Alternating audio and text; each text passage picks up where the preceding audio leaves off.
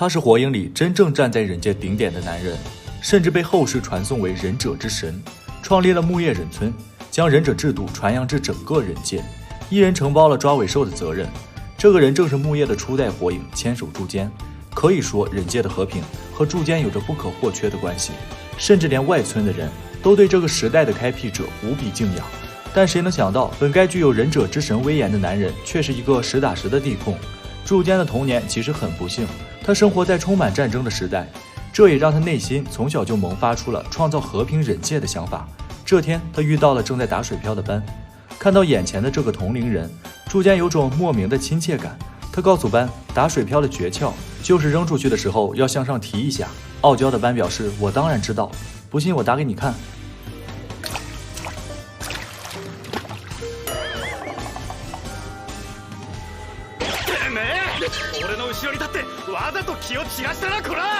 面对凶凶的班，柱间一秒沮丧，然而下一秒就开始阴阳班打水漂的事。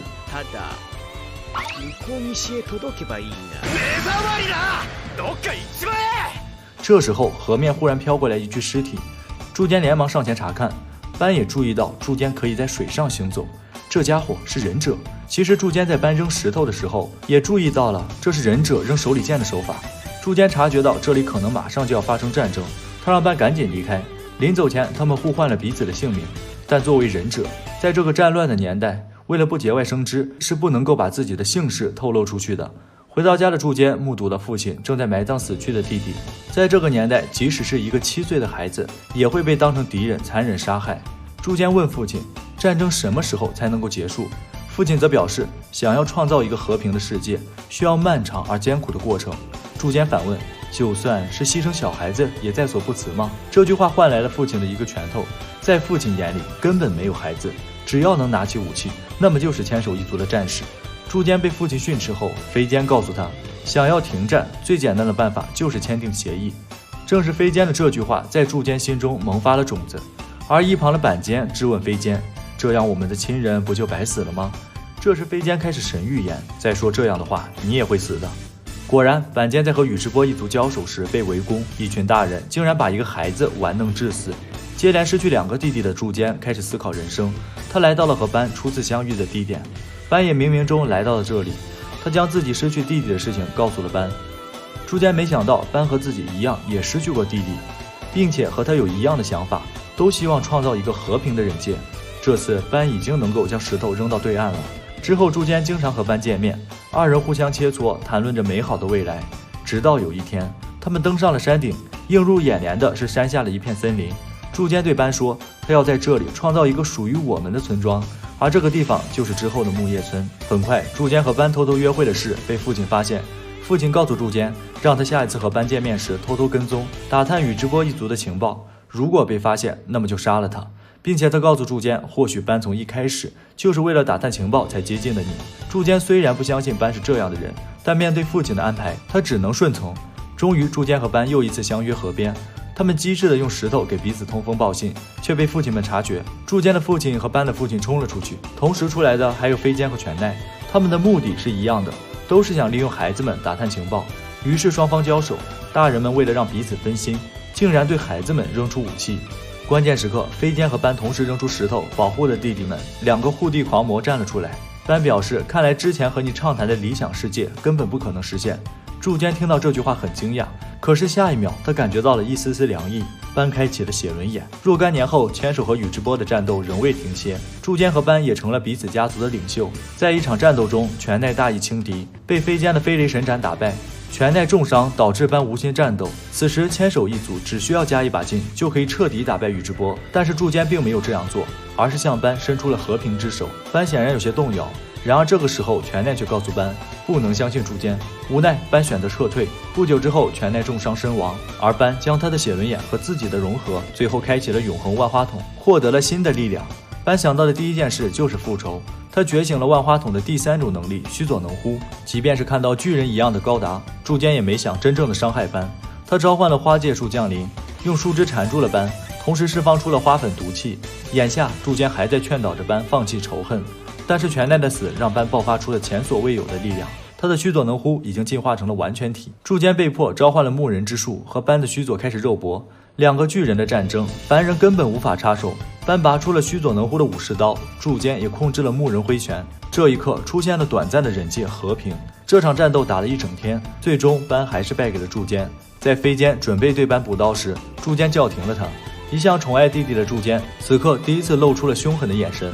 他又一次对班伸出了和平之手，而重伤的班却对柱间提出了一个要求，想要我妥协，要么你杀了飞间，要么杀了自己。班本意是想要柱间给自己一个痛快，可是柱间却卸掉了自己的盔甲，拿出苦无准备自杀，并且交代飞间在他死后绝对不能找宇智波复仇，然后含泪和班告别。在苦无马上戳破柱间表皮时，班拦住了柱间。就这样，班和柱间最后达成了和解。千手一族和宇智波一族常年的战斗也在此画上了句号。之后，柱间和班一起建立了属于他们的村子。他们再一次来到了小时候的山顶。此刻，柱间表示要让班为这个村子取一个名字。班透过树叶看着眼前的村子，那么就叫木叶忍村吧。柱间虽然调侃这个名字太随便，但却心甘情愿地将火影之位让给班。这一刻，班和柱间仿佛回到了童年，而这短暂的幸福时刻却被飞间打破。他告诉柱间，宇智波是天生邪恶的一族，他们的眼睛越强，就代表内心恨意越大。如果让班成为火影，指不定他会做什么事。而这番谈话却被门外的班听到了。柱间捡起了班扔下的树叶，这一刻，树叶断成了两半。班明白，宇智波一族永远也得不到千手一族的信任。很快，柱间成为了木叶忍村的第一代火影。此刻，班也找到了柱间，他告诉柱间，他将要离开村子。这时候，班已经用万花筒解读了宇智波石碑上的内容，言语间暗示了对无限阅读的向往，但柱间显然没有办法理解。直到这一刻，柱间还想要和班一起守护木叶，而班表示，一个人的境界上去了，就下不来了。而班心中的至高境界，就是他不久前在石碑上看到的无限阅读。在班走后，柱间在村子各个地方都能够看到班的影子。小时候的梦想实现了，但柱间身边却少了那个男人。柱间再一次见到班时，眼前的男人已经不是昔日的好友，而是控制着凶猛野兽的敌人。柱间的木盾到底有多强？一只手就能抓住尾兽玉，把尾兽玉当成篮球玩，反手就把尾兽玉扣在了班的须佐上。尾兽玉就这样在二人中间零距离爆炸。班有须佐能护防御，柱间则将木盾变成一层层壁垒，将拥有绝对防御的须佐套在九尾上。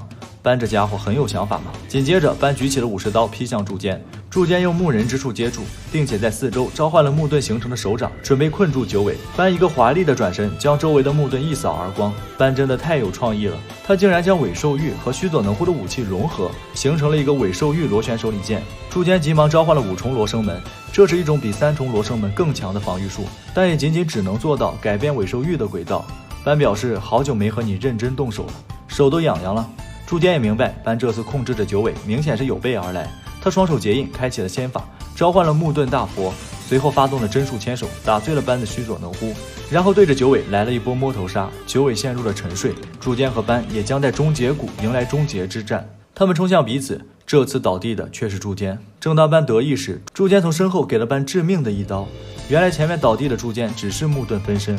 看着胸前的刀，班明白，那个曾经一次次放过自己，向自己伸出和平之手的男人不见了。眼前的柱间先是火影，才是班的挚友。在终结谷一战后，柱间不久之后也去世了，这让很多人猜测柱间的死因。一种最大的可能就是战斗后留下了后遗症。虽然柱间打败了班，但也付出了不小的代价。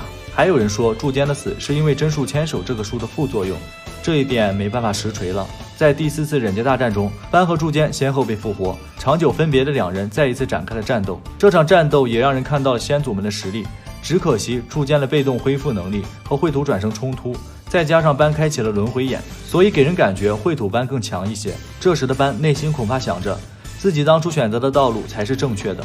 之后班利用带祖的轮回天生复活了自己，然而开启无限阅读的那一刻才明白自己不过是黑诀的棋子。班说过他最讨厌别人站在他身后，2次死亡却都是被身后的人捅了。忍界大战结束后，奄奄一息的班脑海中闪过无数回忆，他终于认可了柱间的想法。随着秽土转生解除，柱间也在班身边变成了一棵树，从朋友到敌人再到互相理解的战友，他们最终还是在另一个世界团聚了。这次终于可以以战友的身份喝一杯了吧。